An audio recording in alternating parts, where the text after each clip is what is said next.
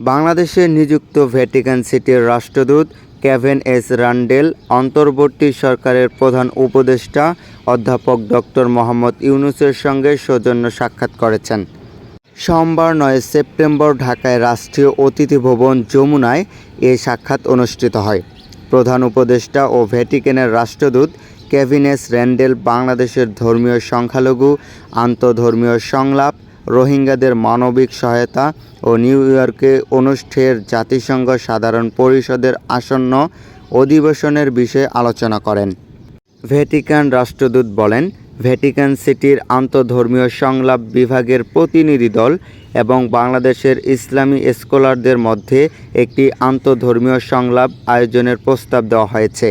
তিনি বাংলাদেশের কক্সবাজার জেলার বিভিন্ন আশ্রয় শিবিরে বসবাসরত ১০ লাখেরও বেশি রোহিঙ্গা জনগোষ্ঠীর জন্য মানবিক সহায়তা বাড়ানোর প্রয়োজনীয়তা তুলে ধরেন। সাক্ষাৎকালে প্রধান উপদেষ্টা ডক্টর মোহাম্মদ ইউনূস বলেন, অন্তর্বর্তী সরকারের প্রধান লক্ষ্য হচ্ছে আইনশৃঙ্খলা পরিস্থিতির উন্নতি। ইতিমধ্যে এক্ষেত্রে বেশ অগ্রগতি অর্জিত হয়েছে।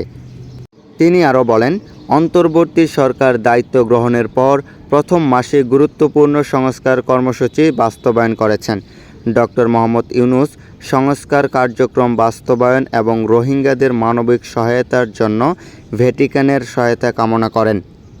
সাক্ষাৎকালে প্রধান উপদেষ্টার কার্যালয়ের এসডিজি বিষয়ক মুখ্য সমন্বয়ক সিনিয়র সচিব লামিয়া মোরশেদ এবং পররাষ্ট্র মন্ত্রণালয়ের মহাপরিচালক কাজী রাসেল পারভেজ উপস্থিত ছিলেন।